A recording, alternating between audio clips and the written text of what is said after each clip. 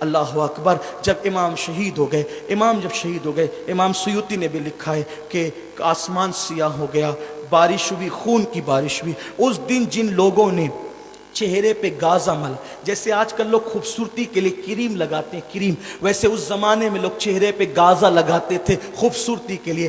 اس دن جس نے گازا ملا اس کا چہرہ کالا ہو گیا، خون کی برسات ہوئی، تو جو کپڑوں پہ خون آیا تھا وہ کپڑے پھٹتے پھٹ گئے، لیکن کبھی وہ خون کا نشان ختم نہیں ہوا. اسی طرح بیت المقدس میں جو پتھر اٹھایا جاتا اس کے نیچے تازہ خون نظر آتا. اینڈ اس پر کرتا ہوں اپنی گفتگو کو، پھر آئندہ سال کے لیے ملتوی کرتے ہیں. اللہ اکبر. جب انہوں نے خیمے لوٹنا شروع کیے، بیویوں کے دوپٹے چھیننے شروع کیے، بیویوں نے کہا رکو رکو، جتنے زیور ہیں ہم اپنے ہاتھ سے اتار کر دے دیتے ہیں، ہم نبی کی اولاد ہیں، ہمارے قریب نہ ہو. انہوں نے زیور اتار کر کے دیے. 7 سال کی بچی سکینہ تھی. ظالموں نے کان کی بالیاں، وہ چاہتے تھے کہ جو جس کے ہاتھ میں وہ لوٹ لے. قیمتی زیور بیویوں کے پاس تھے، مالدار گھرانہ تھا، دولت مند. امام حسین کے پاس بہت دولت تھی، انشاءاللہ کبھی اس پر بھی ذکر ہوگا، گفتگو ہوگی. زیورات میں زیورات تھے بیویوں کے وجود پہ، تو وہ چاہتے تھے جلدی جلدی سب لے لے. سرکار سکینہ کے کان میں بالیاں تھی، بالی اتاری نہیں، ایسی نوچی کہ سکینہ کی بالیاں کٹ گئی. سکینہ کو ایسا لگا انہوں نے مجھے پہچانا نہیں ہے، مجھے شاید اس گھر کی خادمہ سمجھ کر، شاید ایسا سوچا ہوگا کہ مجھے خادمہ سمجھ کر اس طرح نوچ لیا ہے.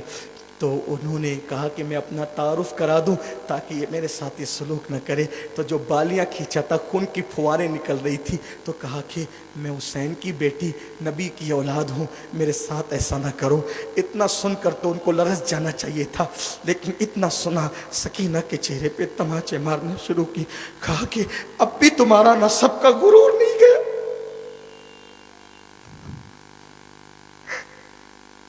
اب بھی تمہارے نسب کا غرور نہیں گیا، اب بھی تمہیں آل نبی ہونے کی بات ہے. سیدہ سکینہ کے چہرے پہ تماچے مارے. حضرت زینب سلام اللہ علیہ سیدہ سکینہ کو اپنی طرف سمیٹا. خیمے جل گئے، بیویوں کو باہر کر دیا گیا.